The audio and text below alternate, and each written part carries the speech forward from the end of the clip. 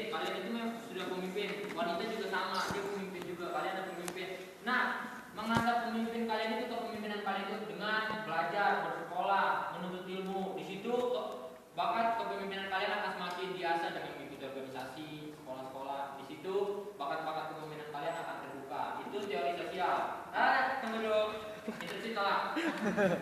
Kemudian ada teori ekologis. Yang ekologis atau sintesis.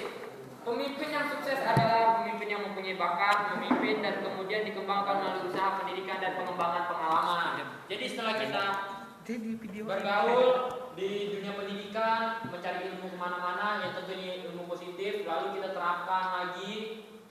Ya. Pak, maaf ya. Apakah organisasi di sini bisa membentuk? Bisa. Itu kembali lagi kepada diri Anda. Anda menghargai orang akan menghargai Anda. Kalau Anda tidak cuek seperti itu, Anda tidak akan timbul jiwa kepemimpinan Anda. Oke, kita masuk ke tipe-tipe gaya kepemimpinan. Jadi, pemimpin itu memiliki gaya-gayanya dan tipe-tipe masing-masing. Salah satu, ya tipe-tipe kepemimpinan ada 12 macam. Jadi, saya bacakan satu persatu. Jam nggak ada. Jadi ada tipe pemimpin pertama itu adalah tipe deserter atau pembelot. Adalah tipe seorang pemimpin yang bermoral rendah, tidak mempunyai loyalitas, rasa pengabdian, memiliki dan tidak merasa terlibat. Jadi dia seorang pemimpin. Dia pemimpin, tapi dia pengecut. Setelah berbuat dia tidak berani bertanggung jawab dan langsung kabur mencari prestasi yang lain. Dan yang kedua, tipe birokrat adalah tipe seorang pemimpin yang patuh, taat, cermat, dan keras dalam menegakkan peraturan. Itu termasuk tegas dan termasuk kategori otoriter juga. Terus ada tipe misionaris, ada tipe seorang pemimpin yang terbuka, penolong, ramah, dan lembut hati. Dia pemimpin lembut hati seperti Jokowi. Anies. Jokowi terbuka, orangnya terbuka. Itu salah satu misionaris. Lalu yang keempat tipe developer atau pembangun. Jadi itu tipe pemimpin yang memiliki kreativitas, berpikir dinamis, baik dalam melimpahkan wewenang juga percaya kepada para bawahannya. Karena ada atasan yang sama sekali tidak percaya dengan bawahannya. Dia hanya percaya dengan dia. Kadang ada pemimpin yang tidak mempercayai Tuhan juga, alias ateis. Kemudian ada tipe oktorat, adalah tipe seorang pemimpin yang tegas tetapi cenderung kasar, sedikit bersifat diktator, mau menang sendiri, keras kepala, angkuh dan bandel. Contohnya satu teman kita, saudara Diki. Oke, itu tipe oktorat. Dan kemudian ada tipe benevolent autokrat yang baik. Jadi oktorat yang baik, ya yang tipe oktorat pertama itu yang negatif, yang kedua adalah tipe oktorat yang positif. Adalah tipe seorang pemimpin yang baik, lancar dan tertib dalam melaksanakan peraturan, juga ahli dalam mengorganisir. Jadi dia bisa mengerti semuanya. Lalu kemudian ada tipe pengkompromi. Jadi pemimpin yang suka bermusyawarah. Memang semua pemimpin itu harus bisa bermusyawarah, tapi ini pemimpin yang bertipe kompromiser ini adalah pemimpin yang suka bertanya bukan berarti bodoh, suka bertukar pendapat, ya seperti musyawarah lah. Tipe seorang pemimpin yang sifatnya mudah berubah, tak tetap pendirian dan lemah dalam mengambil keputusan. Itu adalah tipe kompromiser. Tipe eksekutif adalah tipe seorang pemimpin yang dapat memberikan motivasi serta menjadi contoh, tekun, pandangan serta wawasan cukup luas. Oke? Paham? Lalu yang paling bagus dari tipe kepemimpinan itu menurut saya ada satu, yaitu tipe karismatik.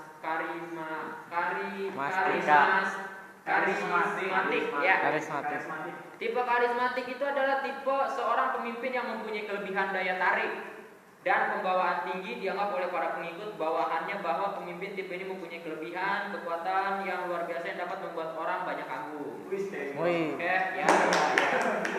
Dan ke-10 ada tipe paternalistik atau kebapakan. Jadi seorang pemimpin yang menganggap bawahannya itu sebagai anak, sebagai saudara, sebagai sepupu, sebagai adik. Itu ada tipe paternalistis. Kalau seandainya bawahannya menganggap atasan sebagai dua gimana?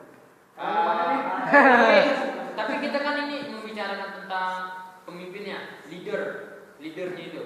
Jadi leader ini menganggap kalian misalnya dia adik, dia abang, dia saudara, dia om, tante gitu. Itu paternalistik. Kebapakan adalah yang mempunyai sifat kebapakan, suka melindungi, tetapi jarang memberi kesempatan,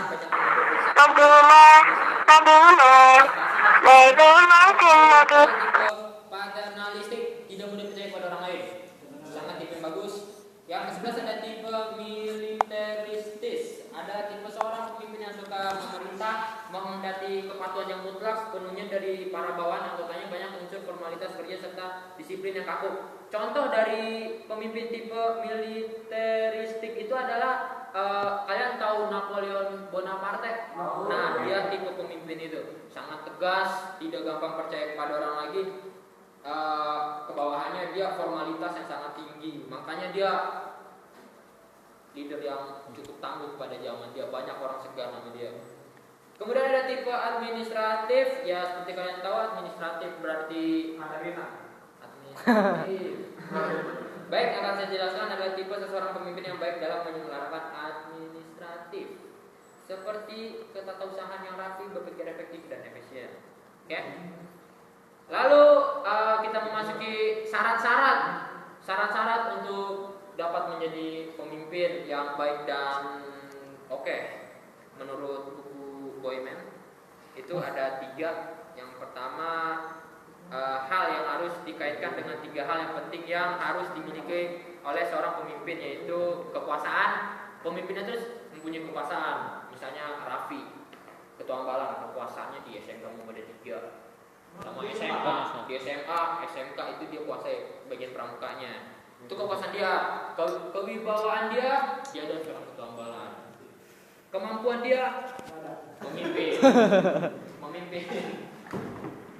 Selain itu pula harus diperhatikan penguasaan konsep-konsep potensi yang dimiliki serta motivasi yang dapat ditumpukan. Kadang-kadang ambisi juga diperlukan. Jadi kita sebagai ketua leader harus mempunyai ambisi. Buat target organisasi gue ini, gue harus tembus ke internasional. Gue bawa Ambalan Kiai Haji Ahmad Dahlan ke internasional. Terus ada pula teknik-teknik kepemimpinan. Pemimpin itu mempunyai teknik, walaupun ada yang alami, namun ada beberapa yang disimpulkan oleh buku Boyman, yaitu etika profesi pemimpin. Jadi setiap pemimpin itu mempunyai etika. Etika sangat diperlukan supaya pemimpin itu dihargai. Pemimpin tidak mempunyai etika akan dilempar oleh sepatu oleh orang. Kemudian dinamika kelompok, dan seorang leader itu harus bisa berbicara dengan baik. Dinamika yang baik, yang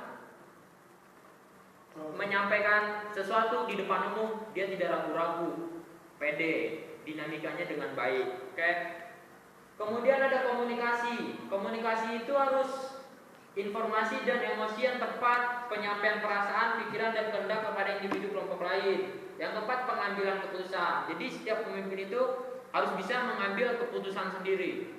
Jangan hanya menunggu dari bawah-bawahannya. Kalau bawahannya tak hidup pada buntu, pemimpin harus mengeluarkan keputusan sendiri. Terus mempunyai keterampilan berdiskusi, itu termasuk dinamika, berretorika juga ya. Terus sifat-sifat pemimpin. Pemimpin itu harus mempunyai sifat-sifat yang baik, antara lain 1, kuat mental dan fisiknya. Jadi pemimpin harus kuat. Kalau pemimpin lemah, dilihat oleh bawahannya sangat rendah. Jadi itu tidak baik sekali. Yang kedua, bersemangat. Pemimpin itu harus bersemangat. Walaupun dia mempunyai masalah di rumah, mempunyai banyak musuh, tapi di depan anggotanya dia harus tetap ceria. Ya bisa menutupi masalah dia, jangan sampai ketahuan. Itu tetap harus ceria, bersemangat. Yang ketiga, ramah tamah dan kasih sayang. Itu termasuk pada dasar dharma ada ya. Kasih sayang sama manusia, cinta alam, kasih sayang sama manusia. Dan yang keempat, jujur.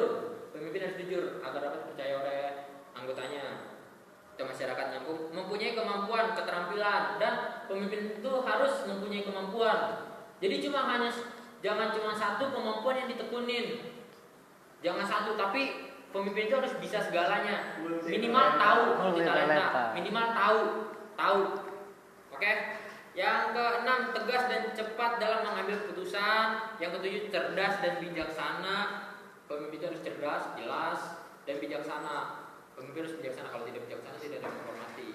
Yang ke-8, berpengalaman. Tentunya kita di sini semuanya sedang belajar. Anda juga sedang belajar, Anda juga sedang belajar, semuanya saya juga sedang belajar.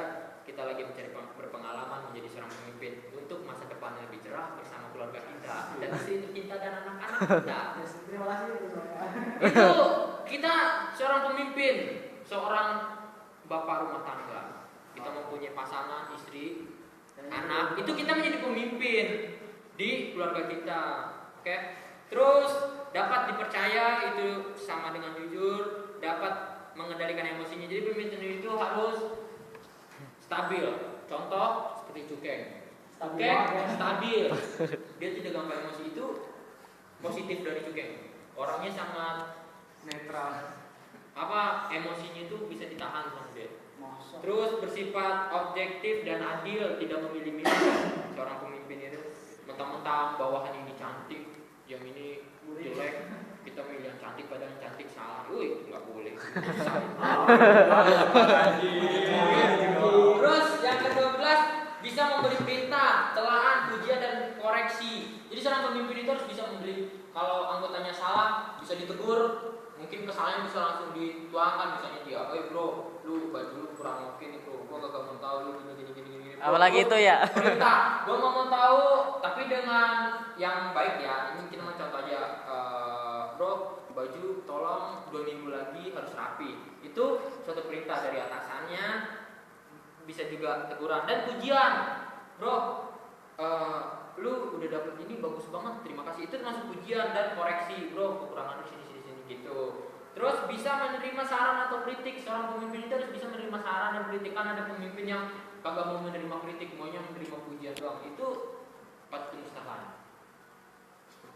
Pujian diterima banyak, jiran dengar kritik itu orang ditembak. Contoh Soeharto. Pujian masuk mulu, ada yang kritik ke dia, itu orang ditembak.